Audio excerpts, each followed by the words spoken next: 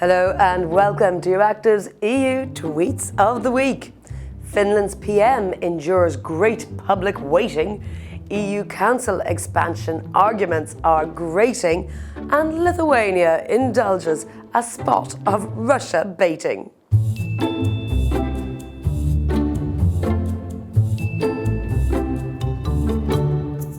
Croatia's president called Rudiston possibly most stupid man alive after making Finland's PM wait for a meeting, bellowed Lashu News on Tuesday. But the jury was split on whether leaving Marin Sana to wander around and look at art for 2 whole minutes was actually a power play or protocol.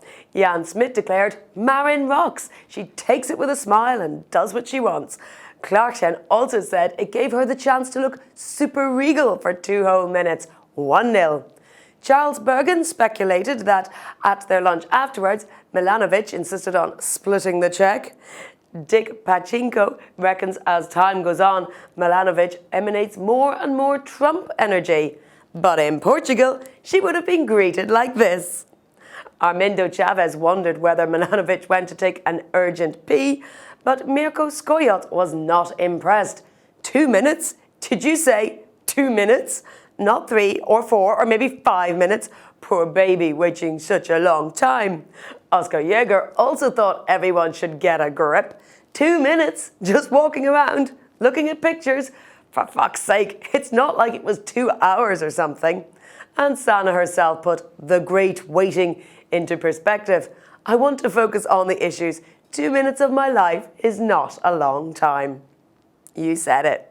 Meanwhile, back in Brussels, it's European Council week again. And top of the agenda is EU expansion, Ukraine and the Western Balkans. The latter was the first item on the agenda.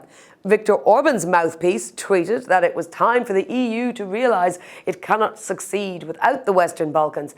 It is first and foremost in our own interest to speed up their EU accession process. Since when did Viktor Orban care about the collective EU interest? Did I miss a memo? Others showing unexpected solidarity, the Prime Ministers of Albania, Montenegro and North Macedonia, who supported granting EU candidate status to Ukraine. That's one in the eye for Olaf Scholz, who had claimed that an EU shortcut for Ukraine would be unfair to the Western Balkan countries. And Emmanuel Macron met with Vjosa Osmani, President of the Republic of Kosovo, ahead of the leaders' meeting. And just look at that body language. Finally, this week, Lithuania found itself in the eye of the storm as it started implementing sanctions on goods to Kaliningrad. The problem is that some think it's going too far. However, as Dave Keating explained, there are no specific Kaliningrad sanctions. There are sanctions on Russian goods entering EU territory, which they must do to get to Kaliningrad by rail. Lithuanian Prime Minister Ingrida Šimonytė was also quick to point out the mistake. Any talk of a blockade in Kaliningrad is a lie. Lithuania is complying with the sanctions imposed by the EU on Russia for its aggression and the war against Ukraine. It's not a blockade of Kaliningrad, it's a special transportation operation, snarked Anna. Putin responded as you might expect. No, not with an invitation to tea and to talk about it, but with a threat of negative consequences.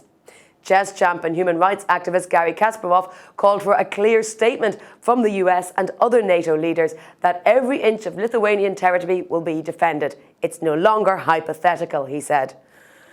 I don't know if it's actually funny, but it's darkly ironic to hear Russians spluttering about precedent and international law in reaction to the news that Lithuania will enforce EU sanctions.